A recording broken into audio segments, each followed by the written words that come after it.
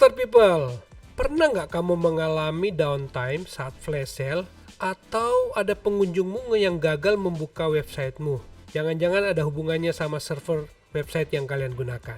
Dalam kesempatan kali ini saya akan membahas apa itu VPS KVM yang keunggulannya berguna banget buat websitemu serta perbandingannya dengan VPS yang lain. Bersama saya Peter Kambe yang akan mengambil alih channel Niaga Hoster dalam Peter Takeover.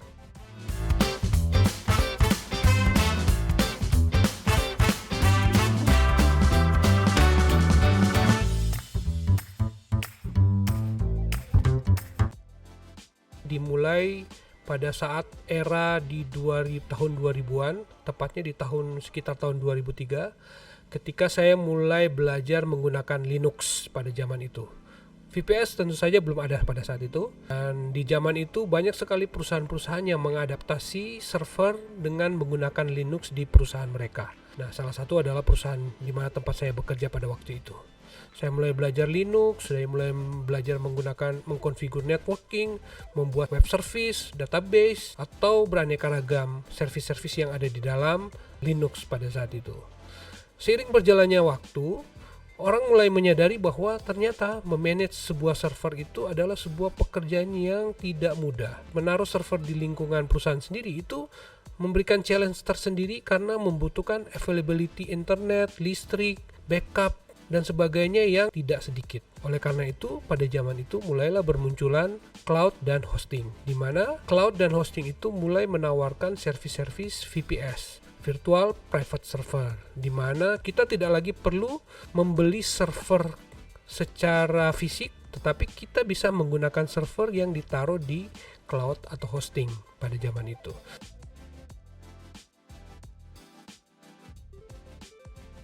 Nah, mulai dari situlah di sekitar tahun 2010 ke atas, dari situlah saya juga mulai berkenalan dengan VPS.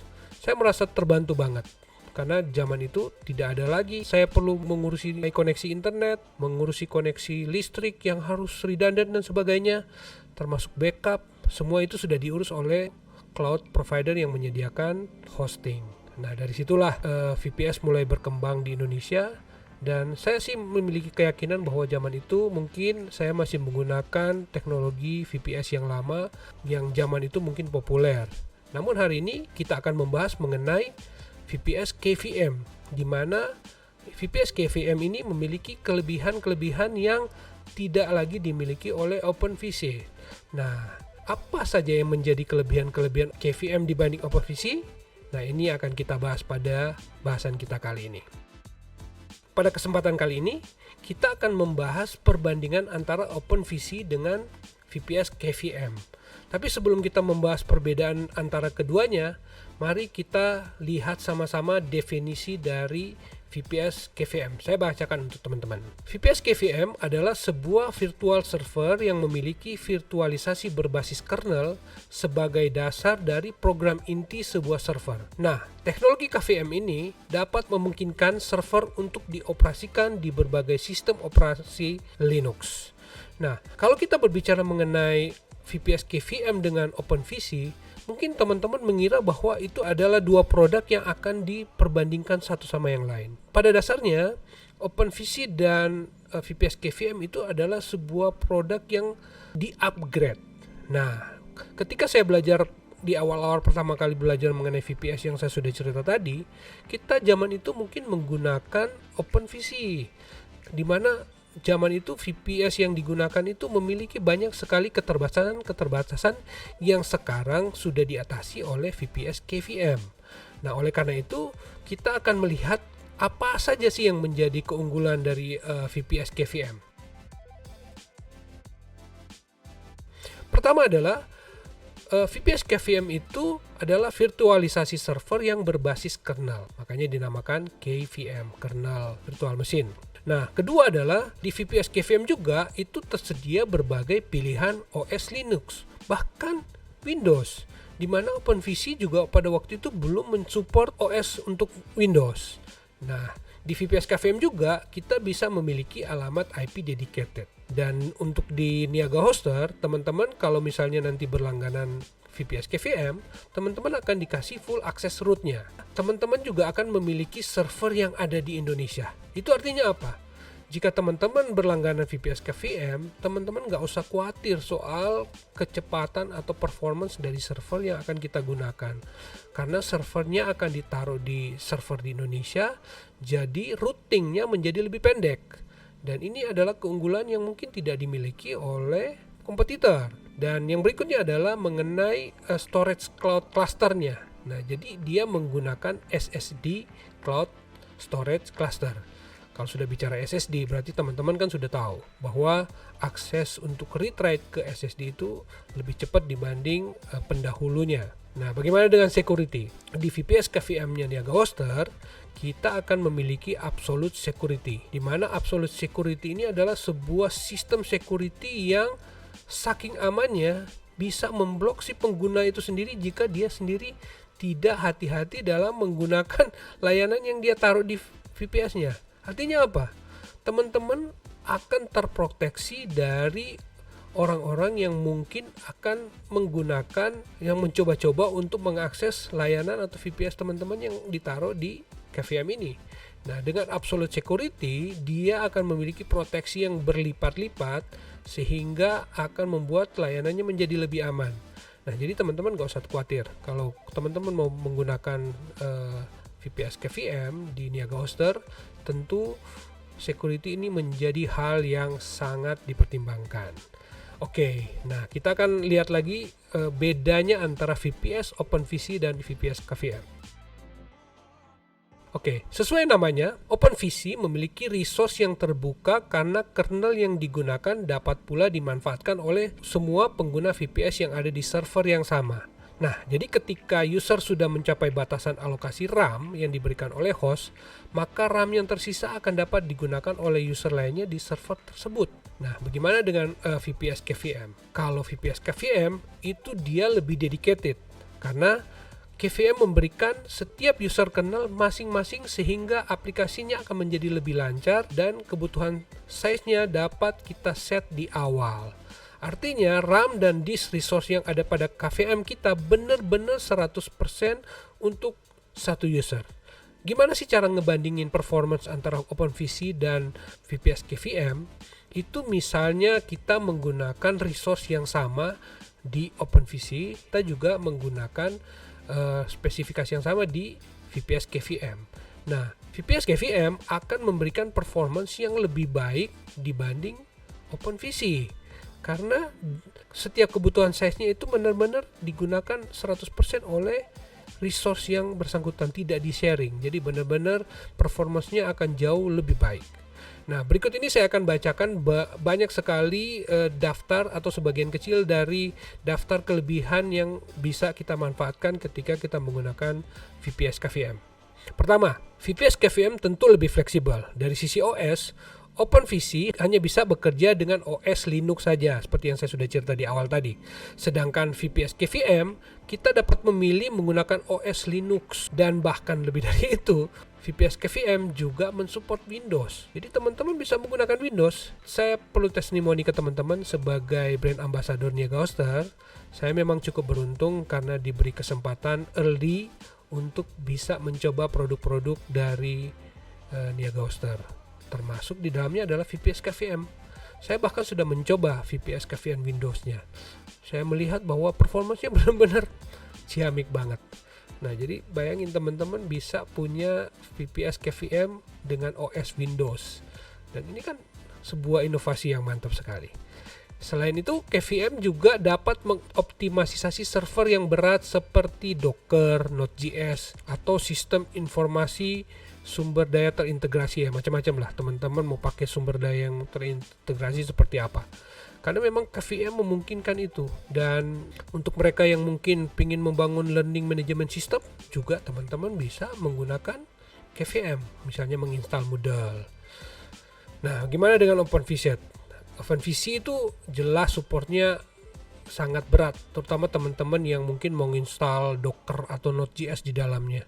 Sudah kontainer, sudah virtual, dipasangin virtual lagi dengan OpenVC itu akan jadi jauh lebih berat. Sedangkan KVM, nah itu seperti benar-benar sebuah VPS yang bare metal, benar-benar fisik. Jadi mau dipakein Docker, Node.js, atau teman-teman yang bekerja di dalam lingkungan microservice, KVM itu masih sangat-sangat powerful. Kelebihan yang lain adalah performa yang lebih optimal dengan VPS KVM. Karena virtualisasi berbasis kernel KVM memiliki kinerja yang jauh lebih baik dalam mengalokasikan sumber daya CPU, RAM, dan storage ke dalam satu server. Seperti yang saya sudah cerita tadi kan, bahwa KVM itu sama seperti kita memiliki sebuah server yang fisik. Nah, teman-teman kan sudah pernah merasakan bagaimana cepatnya kalau kita menggunakan server yang fisik. Nah, ini VPS virtual loh. Nah, seperti itu. Sebenarnya OpenVC itu bukanlah sebuah produk yang jelek. Itu sebenarnya juga sebagai bagian dari evolusi industri IT itu sendiri, berkembang dari zaman ke zaman. Ketika orang membuat OpenVC, mereka menemukan itu adalah VPS yang the best pada zamannya. Tapi seiring berjalannya waktu akan ketemu bahwa OpenVC juga memiliki kekurangan-kekurangan yang ternyata mengganggu. Akhirnya dikeluarkan produk baru VPS KVM sebagai upgrade dari OpenVC. Akan terlihat performanya dari mana? Ketika teman-teman mungkin akan memiliki layanan yang diakses oleh user yang banyak, misalnya katakanlah 1000 secara bersamaan, misalnya pada saat teman-teman melakukan ujian online. Nah, kalau misalnya teman-teman menggunakan OpenVC, itu akan terjadi gangguan performance ketika OpenVC itu akan diakses oleh user yang ribuan tadi. 1000 aja, nggak usah banyak-banyak. Itu sudah akan kelihatan terganggu banget, karena performance-nya makin lama makin turun. Nah, sedangkan KVM itu diakses dengan user yang 1000 secara bersamaan, itu tidak akan mengalami masalah-masalah yang cukup berarti. Jadi hanya akan bergantung dengan spesifikasi dari si KVM yang kita gunakan itu sendiri. Nah, seperti itu. Jadi memang KVM itu karena memiliki dedicated resource, jadi setiap user, setiap proses itu akan di-manage secara sendiri, di-allocated resource namanya. Inilah yang membuat kenapa VPS KVM memiliki keunggulan yang tidak dimiliki oleh OpenVC. Nah, contoh lain lagi, jika user menginginkan kontrol penuh untuk VPS bagi bisnisnya dan butuh uptime yang lebih tinggi, maka sebaiknya memilih KVM. Ya, karena tadi ketika teman-teman menggunakan OpenVC, itu pada suatu saat tertentu dia mungkin harus dimatikan atau di restart, sedangkan KVM itu memiliki performance yang jauh lebih baik. Jadi dia tidak perlu dikhawatirkan karena performance atau uptime-nya mencapai hingga 99,99 atau double 9%. Nah, seperti itu. Sekarang yang akan saya bahas adalah apa sih yang membedakan VPS KVM di Indonesia dengan VPS layanan lainnya. Nah, VPS KVM yang di Indonesia tentu karena dia memiliki data center di Indonesia. Jadi jika bisnis teman-teman berjalan di Indonesia, maka administrasinya akan menjadi lebih mudah. Teman-teman kan tahu bahwa di Indonesia untuk sektor-sektor industri tertentu ada aturan mengenai server yang harus ditaruh di lokal. Nah, teman-teman yang mungkin bekerja di lingkungan government nggak usah khawatir ketika akan menggunakan VPS KVM, karena VPS KVM Niaga Hoster itu sudah ditaruh di Indonesia. Nggak akan ada isu soal itu. Teman-teman bisa feel free untuk naruh layanannya di sana. Nah, gimana teman-teman dalam memahami ini? Semoga bisa memahaminya dengan baik. So, hoster people, pasti udah tahu dong mana VPS yang tepat yang dapat digunakan oleh teman-teman untuk memajukan kelancaran website yang seperti yang sudah kita bahas pada episode kali ini. Atau jika teman-teman memiliki pengalaman lain dalam menggunakan VPS, teman-teman boleh share kok di kolom komentar. Nanti kita diskusikan bersama-sama di sana. Oh ya, sebagai kado ulang tahun Niaga Hoster yang ke-8, kalian bisa langsung mencoba VPS KVM yang sekarang lagi dipromo untuk mendapatkan promo diskon 10% untuk pengguna baru dengan kode promo VPSANNIV8. Nah, nanti teman-teman bisa baca keterangannya lebih lanjut di description. Selain itu, masih banyak promo-promo lain yang bisa Hoster People bisa cek langsung di website niagahoster.co.id. Oke, di bagian yang terakhir ini, menurut teman-teman di topik kita yang selanjutnya, apa yang paling bagus untuk kita bahas di dalam channel Peter Takeover ini? Nanti teman-teman silakan komen dan jangan lupa subscribe di channel Niaga Hoster dan Tekno bareng Peter biar kalian tetap update dan gak kudet. Oke, sampai ketemu di Peter Takeover berikutnya.